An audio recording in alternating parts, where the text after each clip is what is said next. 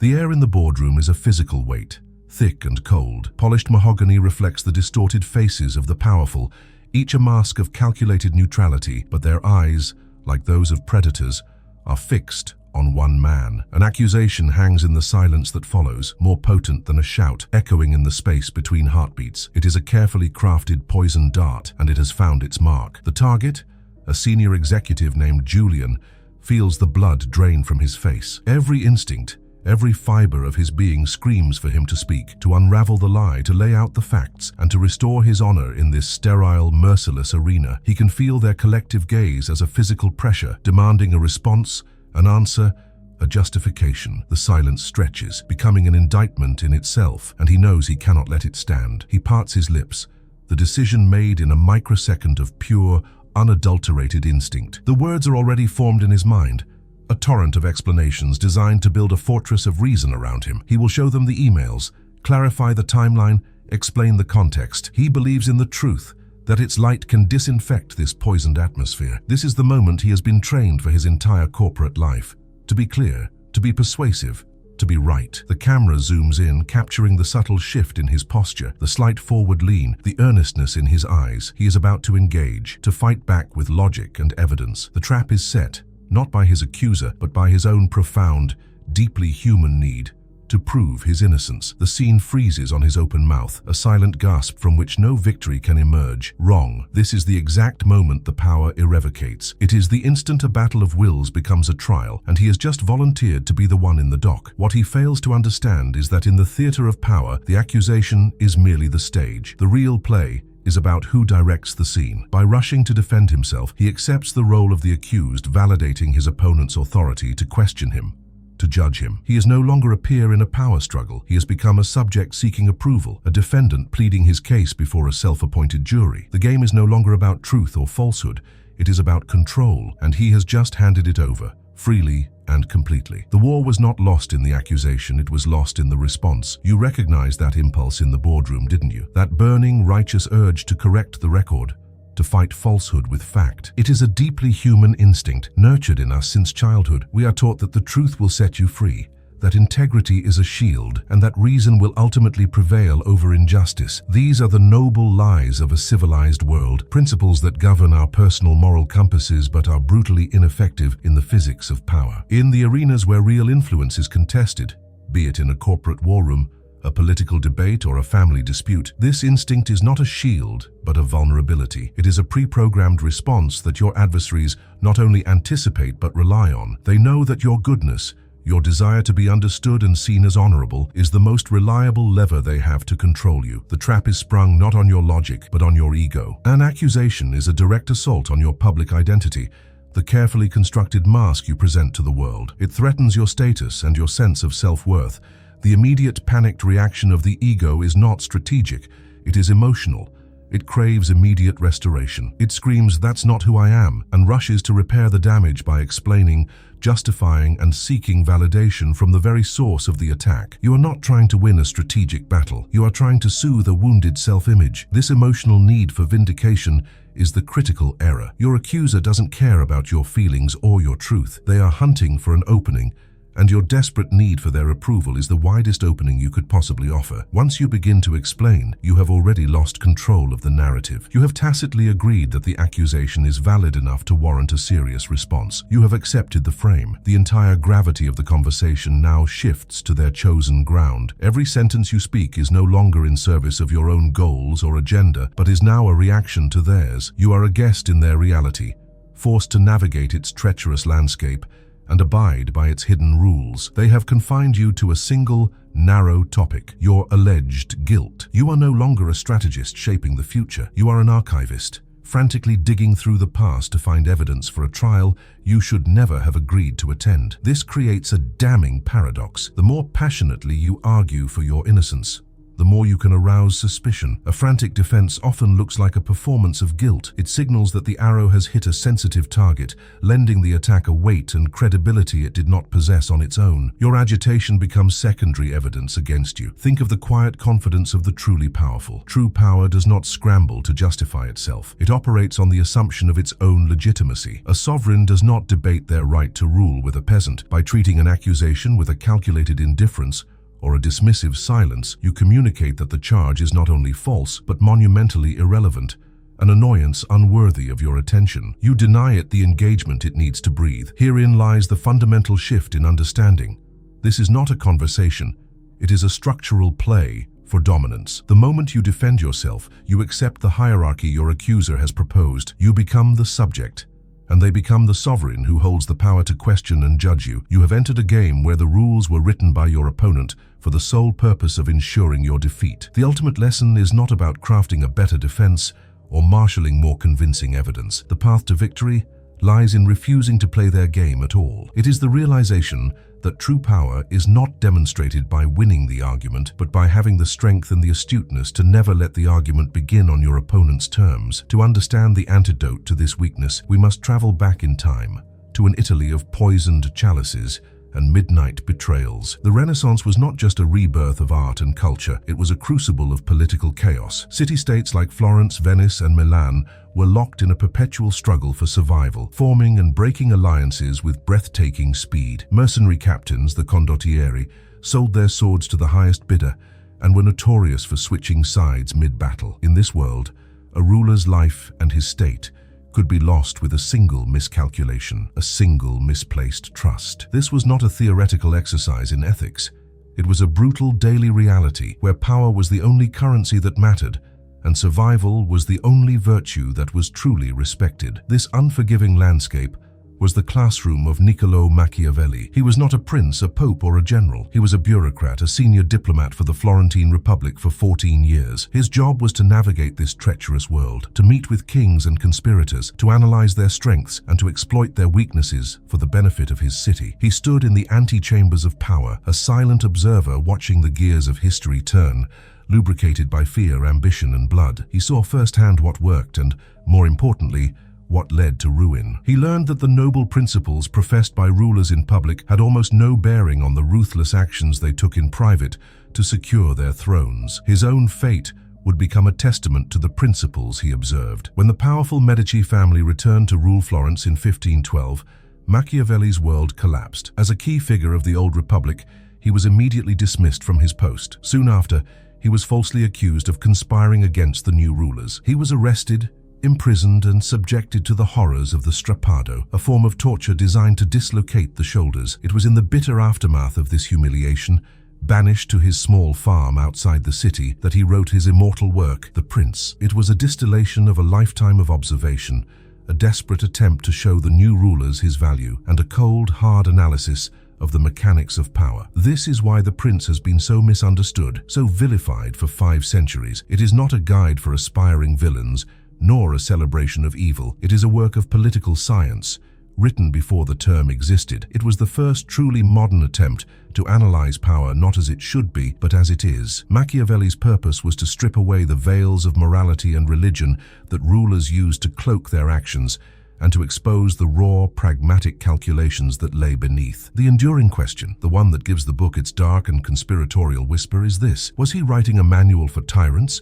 or was he exposing their playbook to the people so they might finally understand the nature of the game they were trapped in? At the heart of his radical philosophy lies a single powerful metaphor that replaces all moralizing with strategic clarity. The ruler must learn to be both a fox and a lion. He writes that the lion cannot protect himself from traps, and the fox cannot defend himself from wolves. One must therefore be a fox to recognize the traps, and a lion to frighten the wolves. This is not a choice between two natures, but the mastery of a necessary duality. To rely solely on brute force is to be a blunt instrument, easily outmaneuvered and ensnared. To rely solely on cunning is to be defenseless when a direct, violent threat finally emerges. The art of power lies in knowing which mask to wear for which occasion. Let us first consider the lion. This is the aspect of power that is most visible, most easily understood. The lion represents decisive action, overt strength, and the strategic use of fear. It is the capacity to put an end to chaos with a single brutal display of force. Machiavelli saw this in the terrifying efficiency of Cesare Borgia, a man he both admired and feared. Borgia, in his quest to carve out a state for himself in central Italy, did not plead or negotiate with his rebellious vassals. He lured them to a meeting and had them all strangled. This shocking act of violence, the roar of the lion, sent a clear message across the land. Opposition would not be tolerated. He understood that sometimes fear is a more reliable foundation for order than love. Then there is the fox. The fox represents the unseen, the subtle, the intellectual dimension of power. It is the ability to perceive the hidden currents of intention beneath the surface of events. The fox does not charge at obstacles. It flows around them. It is the master of deception, the reader of human nature, the strategist who anticipates betrayal before it is even conceived. Where the lion crushes, the fox seduces, manipulates, and misdirects. It understands that the most effective prisons have no bars, and that the most decisive battles can be won without a single sword being drawn. The fox knows that true control is making others act as you wish, while they believe they are acting of their own free will. Now, connect this timeless wisdom to the boardroom scene, to the moment of the accusation. To react with a passionate defense, to lay out your evidence and plead your case, is to be the lion alone. It is a direct, forceful, and utterly foolish response to a challenge that was never about force to begin with. The true strategist, the one who has cultivated their inner fox, does not see a challenge to be met, but a trap to be recognized. Their first thought is not, how can I prove my innocence, but rather, why is this trap being laid for me? What does my accuser truly want? Who benefits from this confrontation? The fox knows the accusation is merely the bait. The real danger is the steel mechanism of the trap hidden beneath. This leads us to two of Machiavelli's most essential concepts, virtù and fortuna. Fortuna, or fortune, is the chaotic, unpredictable nature of the world. She is a violent river that can flood the plains and destroy everything in her path. An accusation, a political shift, a market crash. These are all manifestations of fortuna. Most men are powerless against her whims, but the man of virtù is different. Virtù is not Christian virtue. It is a combination of skill, strategic prowess, and audacious courage. The man of virtù does not pray for the river to stop. He builds dams and channels with foresight and skill, bending the power of fortuna to his own purpose. He acts, he imposes his will, he shapes his reality instead of reacting to it. This proactive shaping of reality sometimes requires a cold, pragmatic approach to violence and cruelty. Machiavelli makes a chilling but strategic distinction between cruelties well used and badly used. Badly used cruelties are those that are small, repeated, and fail to achieve a decisive goal, only serving to create lasting resentment. Well-used cruelties, however, are those committed all at once out of a necessity to secure one's power and then not repeated. While brutal, this single act of the lion can prevent a much greater spiral of disorder,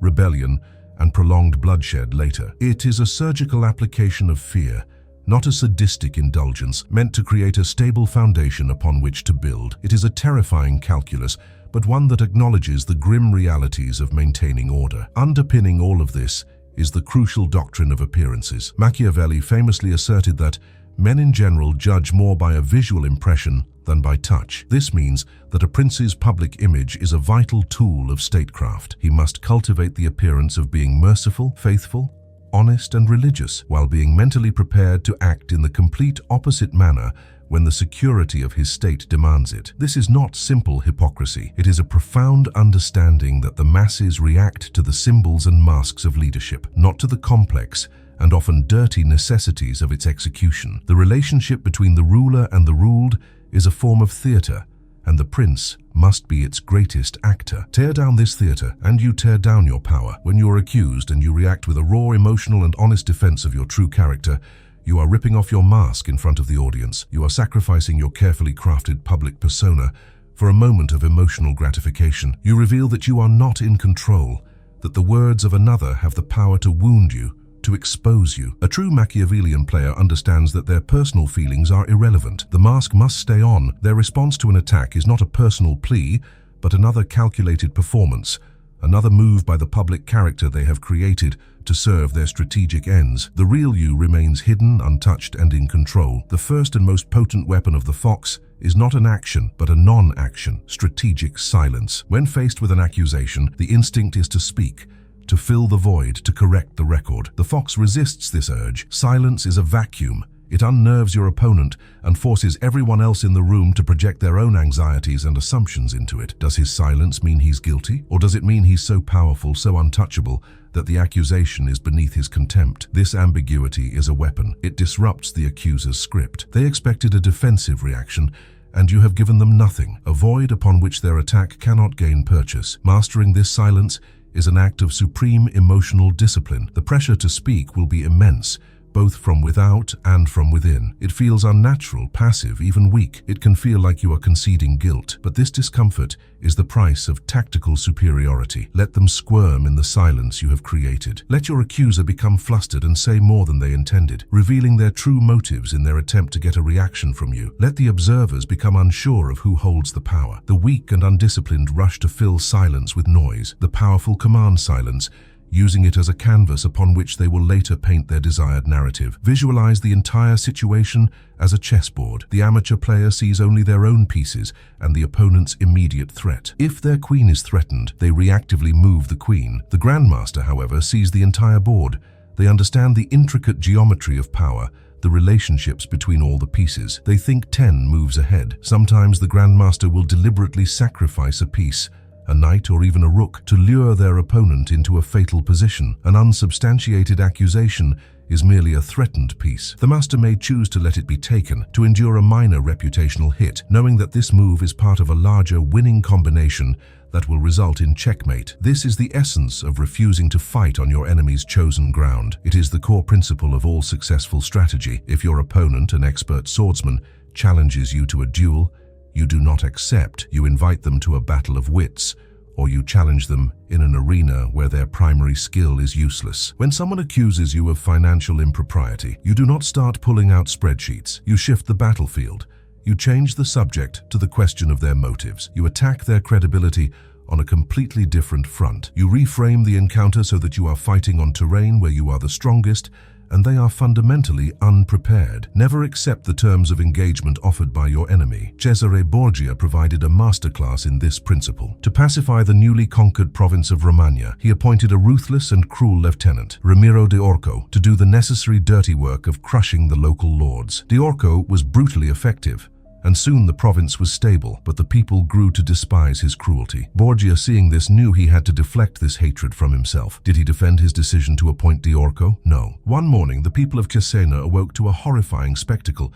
In their main piazza, Ramiro de Orco's body, cut in two, lying next to a bloody executioner's block. With this single, shocking act, Borgia both satisfied the people's hatred and cemented his own reputation as a fearsome but just ruler. He didn't defend the narrative, he slaughtered it and created a new one. Before you can deploy any such strategy, you must first become the fox and diagnose your attacker. The response to an assault must be tailored to its source. Is this accuser a genuine, powerful enemy seeking your total destruction? In that case, the stakes are existential. Or are they merely a rival, jockeying for position and using the accusation as leverage? This calls for a different, more contained response.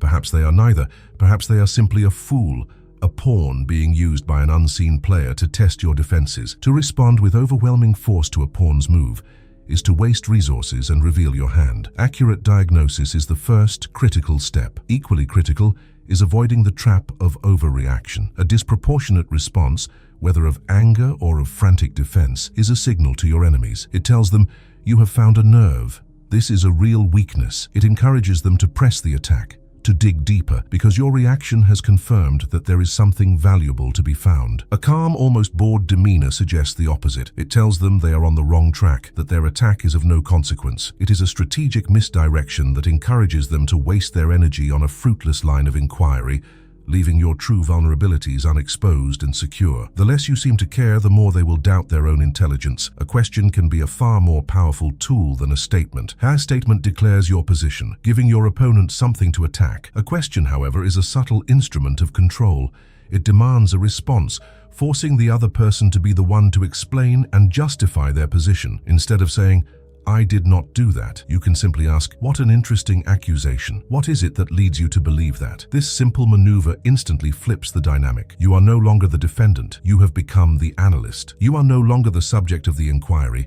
You are the one conducting it, calmly probing their motivations and the basis for their attack. This is a form of misdirection, a feint. In fencing, you might lunge to your opponent's left, forcing them to parry in that direction, which creates an opening for your real attack on their right. The accusation is their lunge. Your defense is the predictable parry they expect. But by questioning them or changing the subject, you are refusing to parry. You are stepping aside and making your own move, while they are still extended and off balance. The goal is to draw their attention and energy toward a manufactured point of conflict, while your true strategy unfolds unnoticed elsewhere on the board. You're not just reacting to the game.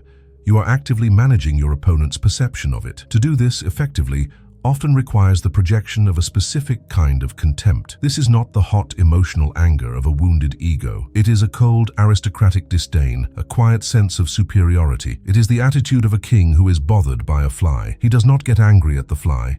He does not debate the fly or try to justify his actions to the fly. He simply regards it as an irrelevant nuisance before swatting it away, or even more powerfully, simply ignoring it until it leaves. This posture establishes a vast status gap between you and your accuser. It frames their attack not as a legitimate challenge from a peer, but as an impudent annoyance from an inferior. Be wary of the modern trap of virtue signaling. It is the opposite of Machiavellian virtue. Virtue signaling is the public performance of alignment with popular moral codes done to gain social approval and status. When you are accused and you rush to prove what a good, honest and moral person you are engaging in a desperate form of virtue signaling. You are appealing to a shared moral framework that your accuser has already demonstrated they are willing to weaponize against you. Machiavelli would find this profoundly naive. True virtue is not about being good, it is about being effective. It is the strength to do what is necessary to secure your position, regardless of how it is judged by conventional morality. To adopt this way of thinking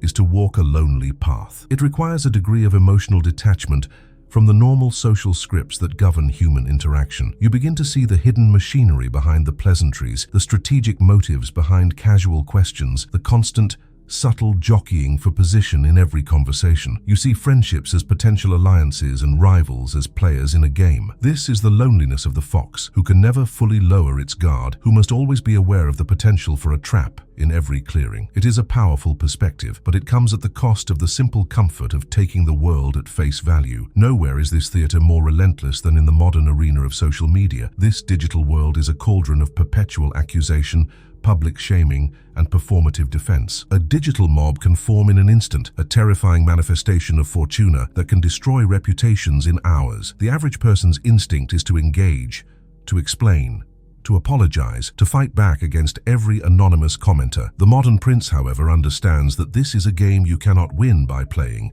They do not engage with the mob. They master the narrative at a higher level, using silence, misdirection, and carefully timed statements to shape perception, letting the storm rage itself out while they remain untouched in the eye of the hurricane. The greatest strategies require patience. Power moves are not always quick, decisive strikes. Often the most devastating maneuver is to do nothing at all. Let the accusation hang in the air. Let it wither from a lack of attention. Let your accuser, hungry for a reaction, overplay their hand and expose their true intentions or make a more serious error. This requires immense emotional discipline, a complete rejection of the modern world's demand for instant responses and immediate gratification. The strategist knows how to wait. They can absorb a blow and show no effect, letting time be their ally, confident that the right moment for a countermove will eventually present itself. Ultimately, a true master does not wait for an attack to begin their defense. The work begins long before the confrontation. It is in the slow, patient cultivation of a useful public reputation,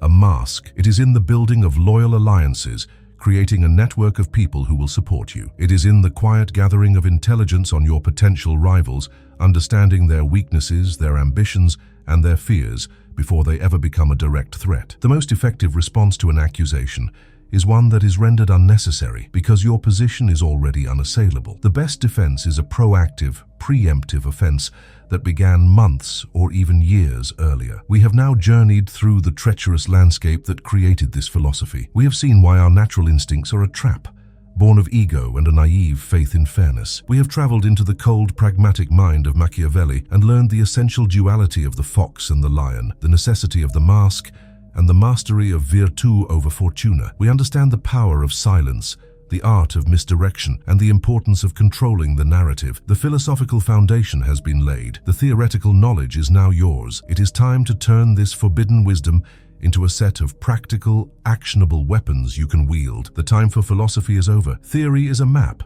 but power requires action. We will now move from the shadows of understanding into the light of practical application. These are the three core strategies of power inversion. The weapons forged in the Machiavellian fire, designed not to win an argument, but to dismantle the attack before it can even begin. The first and most versatile of these is the tactic of the mirror. Its principle is elegant in its simplicity. You do not absorb the energy of an accusation. You reflect it back upon its source. This is achieved through the calm, surgical use of questions. You must drain all emotion from your voice and shift your posture from that of the accused to that of the analyst, the psychologist. You stop being the subject of interrogation and become the interrogator. Let us return to that boardroom. Your colleague accuses you of delaying the project. Your instinct is to defend your actions. Instead, you deploy the mirror. You pause for a beat, letting the accusation hang in the air. Then you look at them with an expression of genuine, mild curiosity. You ask, "That's an interesting perspective. Help me understand. What part of the project timeline are you most concerned about right now?" Or, even more pointedly, why do you feel this is the most important issue to address at this moment? Notice the shift. The spotlight is no longer on your alleged failure. It is now on their motivation, their anxiety, their agenda. They are now the one who must explain themselves, forced to justify the very basis of their attack, often revealing it to be petty, political, or poorly thought out. The second weapon is more aggressive, more audacious. We call it the smokescreen, the art of changing the battlefield. This tactic requires you to completely ignore the substance of the accusation, to treat it as if it were never even said, and immediately launch a powerful, targeted assault on a different front, where your opponent is vulnerable. You do not engage with their chosen line of attack. You create a new, more urgent crisis that they are forced to deal with. You seize the initiative, forcing them into a defensive posture on a topic of your choosing. Their attack dissolves in the chaos of a new conflict you have engineered, a thick smokescreen of confusion and counter-allegation from which you emerge in the dominant position. Imagine a televised political debate. A moderator confronts a senator with a statistic about rising unemployment in her state during her term. A defensive answer would be a death sentence, a boring recitation of excuses. Instead, she deploys the smokescreen. She looks directly into the camera, ignoring the moderator, and says, "While others play with old numbers, I am focused on the future, and the biggest threat to our future is my opponent's documented plan to cut funding for our children's schools. He wants to take money from our teachers and give it to corporations. I am here tonight to tell you that I will not let that happen." The debate is no longer about past unemployment. It is now about school funding. Her opponent is stunned, reeling, and forced to defend his unpopular position. The original accusation is gone, lost in the smoke. The third and final tactic is the most difficult and the most powerful. It is the strategy of sovereign disdain. This weapon is only available to those who have cultivated an aura of high status, or those with the nerve to project one. It involves responding to an accusation with such profound indifference that you classify it as completely irrelevant. The message you send is not "you are wrong," but rather "your opinion is worthless." This is not achieved through anger or argument, but through a dismissive gesture, a brief and final statement, or a silence that communicates that the accuser does not even exist on your plane of reality. It is the ultimate power move, as you refuse to even acknowledge that a challenge has been made. Picture a renowned architect, famous for their visionary but controversial designs, being heckled by a critic at a public lecture about a building's alleged impracticality. The architect does not argue about blueprints or building materials. They pause, allow a slight knowing smile to cross their lips, and simply say, "Not everyone is meant to understand the future," before moving on to the next topic. The dismissal is absolute. They have not defended the building. They have declared the critic intellectually unfit to even have an opinion on it. The accuser is not defeated. They are erased. They are left looking small and foolish, their attack swatted away like a bothersome insect, while the sovereign's status is only enhanced by the encounter. There you have it. The arsenal of the modern prince, the practical application of a 500-year-old wisdom. The mirror, to turn the accuser into the accused and expose their true motive. The smokescreen, to abandon the enemy's battlefield and force them to fight on your own terms. The sovereign disdain, to declare the entire conflict beneath you and erase your opponent's legitimacy. These are not mere debating tricks. They are instruments for the fundamental restructuring of power dynamics. They are the tools that allow you to step out of the defendant's box forever. The choice is no longer between guilt and innocence. The choice is between being a pawn in someone else's game or being the hand that moves the pieces. Before you rush to add these weapons to your own arsenal, you must understand that power always comes at a price. This knowledge is not a simple key to success. It is a double-edged sword that can easily cut the hand of an undisciplined wielder. To execute these strategies requires a chilling degree of emotional self-mastery. The slightest tremor of anger in your voice when you deploy the mirror, the faintest hint of panic in your eyes as you create a smokescreen will betray your intent and cause the entire maneuver to collapse. A poorly played hand will make you look far worse than an honest defense ever could. Not just guilty, but transparently and pathetically manipulative. This is a dangerous art. The cost of a miscalculation is a complete loss of credibility, a fall from which there is often no recovery. The sovereign disdain, in particular, walks a razor's edge between power and pure arrogance. Its success is entirely dependent on context and perceived status. If your audience does not already accept you as a figure of significant authority, the tactic will backfire catastrophically. You will not appear to be a king dismissing a fly. You will appear to be a delusional narcissist, ignoring a perfectly valid point. If the evidence against you is strong, or if your accuser is a sympathetic figure, this strategy will not project power. It will project a monstrous and repellent entitlement. You risk becoming the very villain your accuser claims you are, judged not for the original charge, but for the breathtaking arrogance of your response. There is also a profound personal cost to this worldview. To truly internalize the Machiavellian mindset is to accept a certain kind of isolation. It means forever looking at human interactions as a series of strategic maneuvers. It means seeing friendships as alliances, conversations as intelligence gathering, and trust not as a gift, but as a calculated risk. This constant state of vigilance, this unending analysis of the motives of others, creates a barrier between you and the simple, uncalculated warmth of genuine human connection. You may become a master of the game, but you may also find yourself the only player on your side of the board, protected by your fortress of cynicism, but fundamentally, irrevocably alone. Let us be clear, Niccolò Machiavelli was never a teacher of morality. He was a teacher of reality. He never argued that the path to power was good or just. He only argued that it was effective. These strategies are not presented here as a guide to righteous living. They are a description of the mechanics of power as they have been practiced for centuries. They are tools. Like a scalpel, they can be used to skillfully save a life, cutting away a cancerous tumor of unjust accusation, or they can be used as a weapon to harm, to dominate, and to carve out power at the expense of others. The tool itself possesses no morality. The choice of its use resides only in the character of the one who wields it, and so the knowledge is now yours. The map to these treacherous corridors of power has been unrolled before you. You have seen the trap of the defendant's box, and you have been shown the keys to unlock it. But the ultimate revelation is not that you can use this knowledge, but that you now must choose whether you will. From this moment on, you can no longer plead ignorance. You will recognize the game as it is being played against you and within you. So the question remains, echoing from a Florentine exile 5 centuries ago, what will you do when the next accusation comes? Will you reflexively speak the lines you have been taught, or will you seize the power to direct the scene?